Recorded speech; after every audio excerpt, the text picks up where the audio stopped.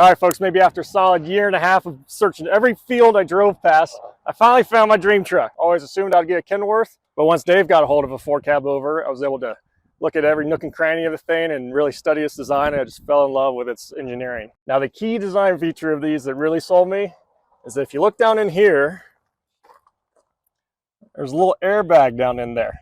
But these old Ford cab overs have airbags on all four corners, so this whole cab bounces up and down and just rides like a cloud. And they ride so much smoother than what you would think out of a cab over. Now, even though this truck is a 1981 model, it's all original interior and whatnot, and it's in phenomenal shape for its age. It has a nice red interior, just like my very first truck, which is a 86 F250, so I feel right at home in here.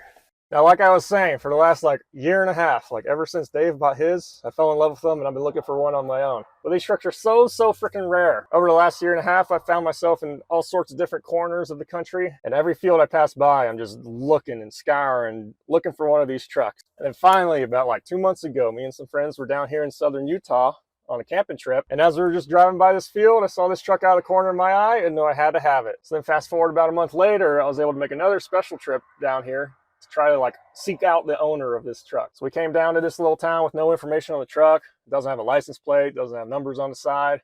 So we just started knocking on doors. So first we went to the butcher shop, and the guy there didn't know anything about it. But then he recommended we go to the dairy because they know everybody in town. So we went to the dairy store, and the super helpful lady just started calling every person she knew. And they were like, you could try calling this person. And then that person would be like, you could try calling this person. And eventually we tracked down the phone number of the potential owner of this truck. Hey, weird question. I saw that cab over out in the field and I hear it's your truck. I was wondering if you were interested in potentially selling it. And he was like, oh yeah, I'm a couple minutes away. We could go over there and meet up and talk about it. And then fast forward, ended up striking a smoking hot deal on it, and it's time to bring her home. And when we came here a month ago, we did get the truck started up and the engine runs nicely, but it has been sitting in this field for 7 years. So instead of trying a 6-hour drive with it right off the bat, we're going to go ahead and trailer it home. And in order to get a hold of this truck, I did some trucking for Dave across country. But the one thing I hate is when you click on a YouTube video and it's a bunch of content not related to what you clicked on. So that's why we're starting. We're focusing on this truck for the first part of the video. So even though I already did that work for Dave, that's going to be posted at the end of the video if you want to hang around and see more trucking action. Which, by the way, that wasn't my worst trip working for Dave, but probably my second worst. It was eventful and did not go to plan. Now, when we were last here, the truck did fire up all right, but it wasn't building air pressure. So go pull Dave's truck next to it, start jump starting the batteries, and also plumb air from his truck into this truck, and we'll see if we can get all the systems aired up so that this truck will actually drive on its own.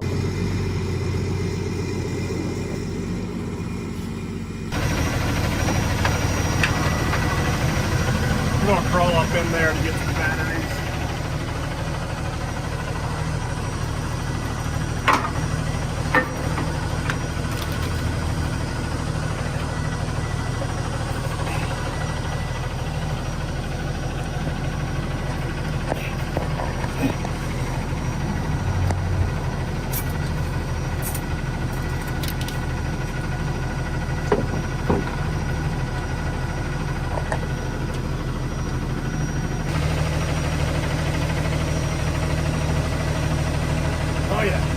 Gotta be limber to work on these trucks.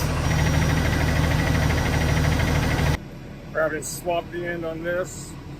Both trucks have the same fitting, like that. So now I'll swap that guy on.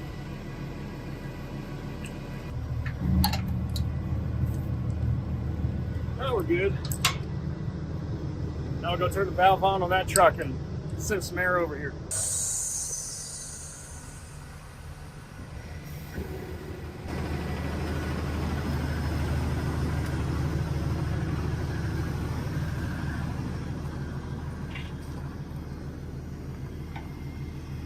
One airbag's not full yet, so that's why that corner's sagging.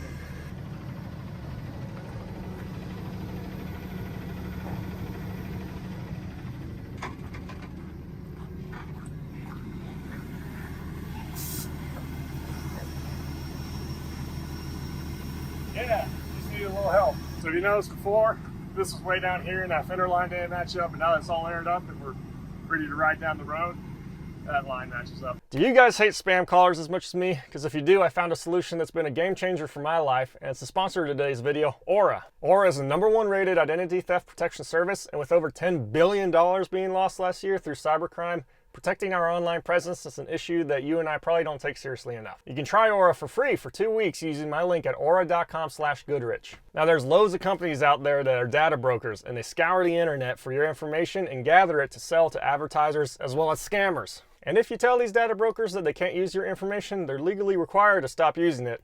Except that I don't know how to track down data brokers that have my info and then submit a legal request necessary to get them to stop. But Aura does just that. They can scour the internet and see where your data has been breached and automatically submit all the legal measures on your behalf to get the data brokers to stop spreading your information. Here's a whole list of data brokers that Aura has already contacted to get my personal info out of their use. Aura is also like 7 different apps and services combined into one, including antivirus protection, password manager, VPN, parental controls, and more. So you're getting a great bundled value. What I was most personally impressed by is how drastically my spam calls diminished after getting Aura, because I used to get so many that I just had to turn off notifications from unknown numbers on my phone. Before the last month I've had Aura protecting me, I've literally had 2 spam calls total in the span of a whole month, which is such a relief compared to how many I used to get. So thank you Aura for keeping me safe and for sponsoring the channel, and I encourage you guys to click on the link in my description so you can get set up for a 2-week free trial period and find out the dark web places that your data has been leaked. Alright, let's see if this girl will fire up.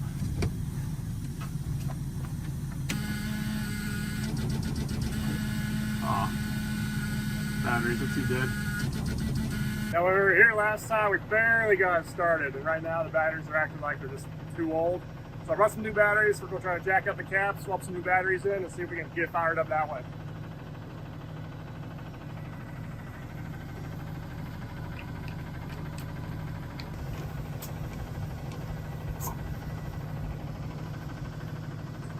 Alright, we got the cap up enough to get some new batteries in.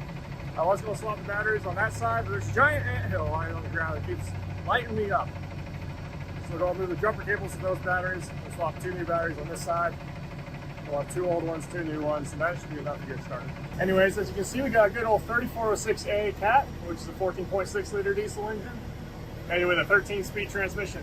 As well as, this unit here is called a brake saver. If you don't know what that is, you should look it up, because it's super freaking cool, and I'm very excited to have one. First I get to try to hook them down, so now let's try it.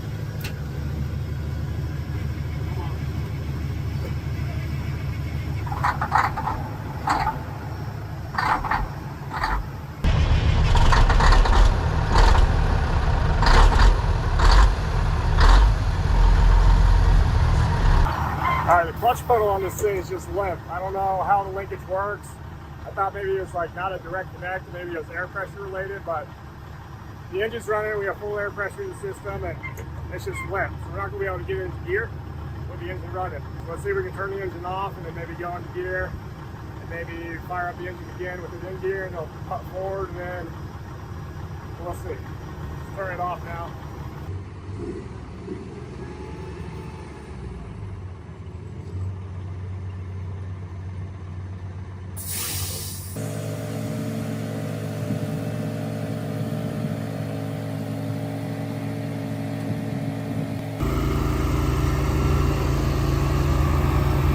Here's the game plan. We're going to shut the truck back off, pop her into low gear, fire the engine back up with it in gear so it'll cheat forward a little bit, fire her up hopefully just putt right onto this trailer, and then we'll just shut the engine off right when we have it in the right position, because I can't push a clutch and whatnot. So the idea, maybe it'll go smooth, maybe not.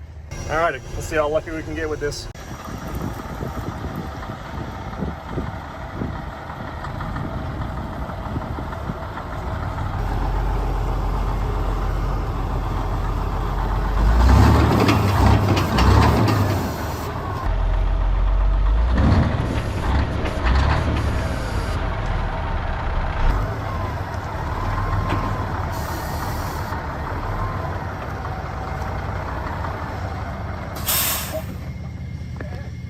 Let's go! She's on there.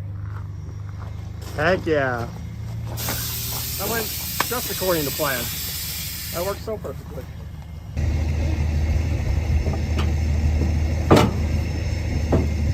Chain her down.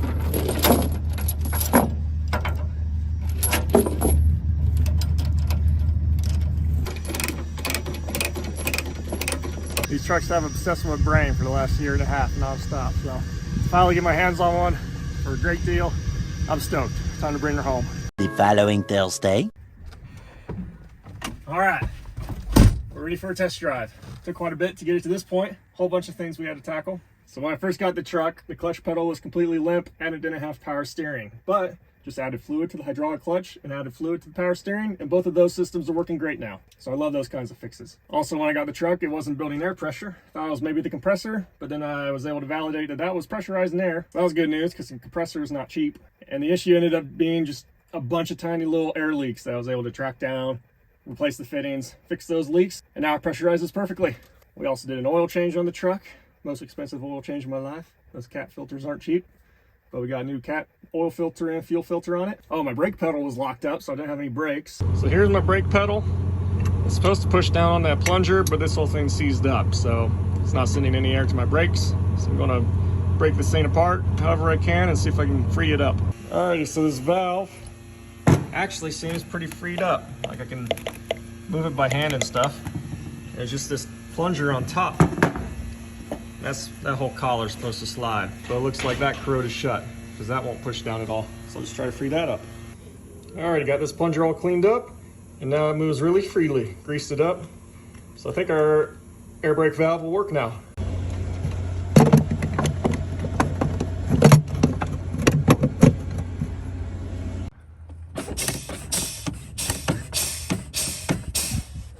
Air brakes work great now. The range selector on my shifter was not mounted, so that's welded now. Another thing on the list to do is that my range selector and splitter was never mounted, so I'll put that little bit of threaded rod in there. I'm just gonna weld that to what remains of this shifter, and I'll make that nicer later on, but this will just be a temporary fix so we can start driving this truck around. And I pumped a ton of amps into these batteries overnight, and they came back to life. Now they're working great. Also, the exhaust had a bunch of holes in it, so I did away with all the rotted exhaust piping. My exhaust does have so many holes right now. It's leaking exhaust all over the place. So I'm gonna do away with the whole muffler stack anyways, because I want to hear how this thing sounds straight piped. So I got that little scrap 5-inch piece. I'm just gonna run it right out the side for now.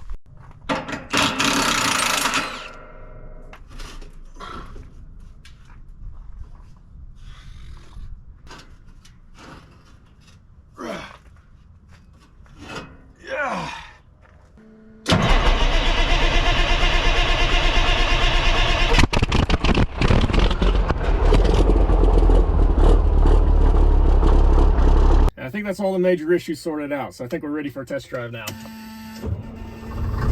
Let's roll.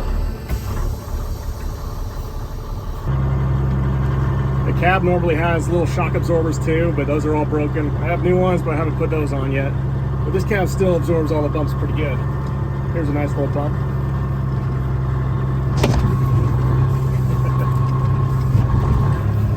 Like a cloud.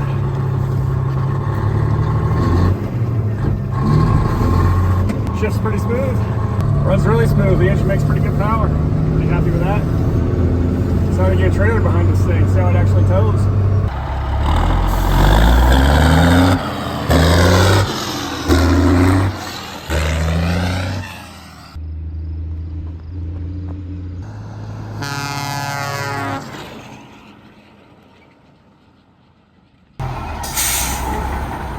Man, I love this truck.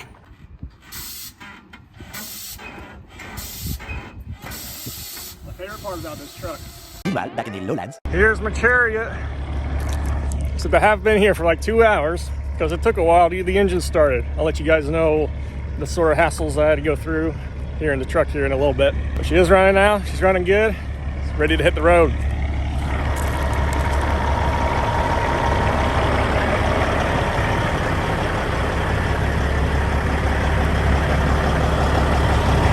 Should be a fun trip.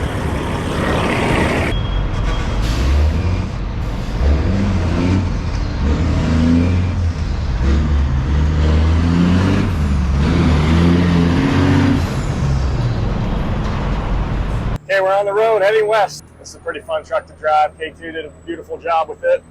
However, it did take me 2 hours to get it started. So basically I flew into Detroit this morning and then rode over to Rusco's Towing Yard where the truck was stored at. I hop up in the truck to try to start it up, and I just hear a massive clunk right off the bat. So I check the voltage and batteries, and the battery voltage is good, but the engine is acting like it is locked up. So the Rusco guys hooked me up with a breaker bar, and I put that on one of the front bolts on the front dampener. I was trying to turn the engine over by hand, and I could rock it backwards a little bit, but then when you bring it back, it locks right back up. So that led me to believe that the engine was hydro-locked on one of the cylinders with some sort of fluid, most likely coolant. And there's actually a Kenworth service shop right on the other side of the road, and they had an actual tool designed to turn over the engines. It's this gear that you slot into this port, and then you just ratchet it by a wrench, but the gear ties onto the flywheel teeth. So you're able to slowly turn the engine over, but you get a lot of torque on it that way. And again, the engine would rotate backwards, nice and smooth, but then you move it back forward and it locks up hard. So I called the K2 Express guys, the owners of this truck, and we brainstormed what we should do from there. They were thinking about maybe coming to Detroit and towing it back to their place in Chicago, but then they suggested the idea that I take that tool to rock the engine over, and that if I could rotate the engine backwards, like a full 4 rotations, then that'll cycle through all 4 of the strokes of the piston, and then hopefully through that, the fluid would push out through the valves that would be open at the right time. So I laid underneath the truck, just cranking on the ratchet, turning this engine over. It took about like 10 minutes of ratcheting to get it to do 4 revolutions. And then it was the same story, ratcheting it back forward, 4 revolutions. And I went a little bit more than 4 just to clear past the area of concern that we ran into before. And the engine was feeling nice and smooth now, so I hopped up in it and gave it a little mini bump on the key. And it was feeling good. Gave it a little bit bigger of a bump. It was feeling good. So I fired it up and it ran smooth. And this truck did have a little exhaust leak after the turbo, but that was able to show us a ton of coolant rushing out this exhaust leak. So that confirmed that the coolant did successfully evacuate itself out the exhaust side. And once it's in the exhaust, you can just run it and it'll just burn off in there. And now the engine's running good. So now I'm driving the truck to Chicago to the K2 Express guys, and we're gonna give the truck a good once over and make sure it's healthy enough to get to Utah. Because obviously the cause of this is most likely a head gasket, or maybe a cracked block or cracked head, but most likely a little head gasket leak, to where when you're running the truck, it doesn't matter at all, and maybe a little coolant seeps in, but it just immediately burns off inside the piston. But then when you let the truck sit, coolant slowly can seep through that leak and fill that whole cylinder up with coolant, and then you're hydro locked up. But for now, the truck is running great, keeping an eye on all my gauges. Everything's behaving healthily. So we'll make it to K2 later today and decide where we want to go from here. And if those guys are happy sending it further west all the way to Utah, then I'll finish off the trip. So we'll see. I'll keep you guys posted. And the truck's running great right now, so hopefully it at least gets me in the next couple hours to Chicago. Okay, we're going to pull the truck in the shop right now and see if we can get to the bottom of why some fluids aren't getting where we want them to go.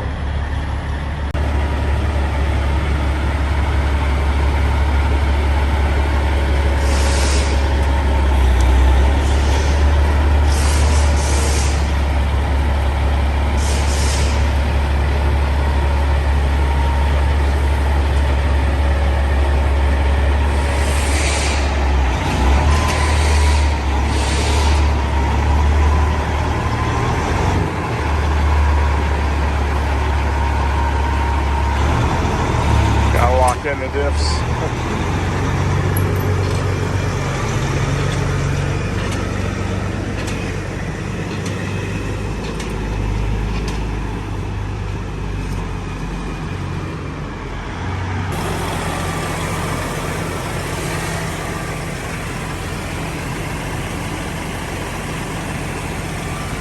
So as you saw there, we're getting air forced into the coolant system, exhaust gases. So as we suspected, probably have a head gasket issue, maybe a cracked head or block, but most likely head gasket. But since it's pushing air into the coolant system, that's why I'm not losing any coolant when I'm driving down the road.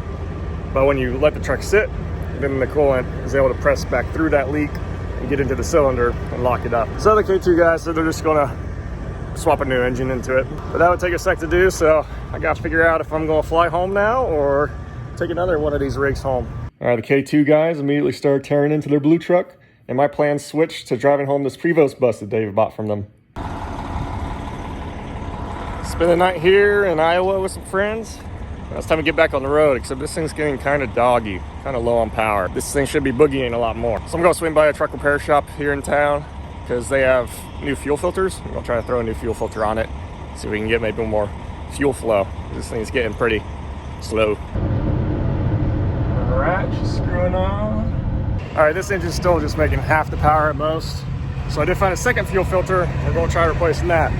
I already checked the air filter, it's clean, the turbo seems healthy, I haven't noticed any boost leaks, and all my gauges read fine, and there's no check engine lights, so hopefully it's a second filter. This is the second filter in line, so you'd think it would catch less crap and be less likely to plug up, but maybe it was old and deteriorated, so I'll let you guys know how it does after this one's in. All right, it's running great now with that fuel filter, but now it's going fast enough to where it blew the windshield in. All right, I pulled over to the next truck stop, and yeah, the glass is just held in this rubber groove, and then this rubber piece just kind of clips into the metal around the outside, but decided to just let go of this windshield. Would have gotten interesting if it was driver's side, so I think we're going to try to add some extra support and bolster up this driver's side, so hopefully it stays in place. The windshield does curve a little bit right here, so I think this edge would never be the weakest point.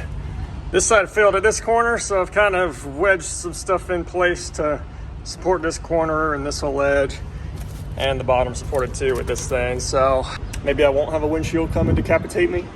Well, we finally found some rain, which is interesting with no windshield over there. Well, I guess I'm just glad I still have a driver's side windshield. But the air's still circulating enough to throw some water on me. That's okay though.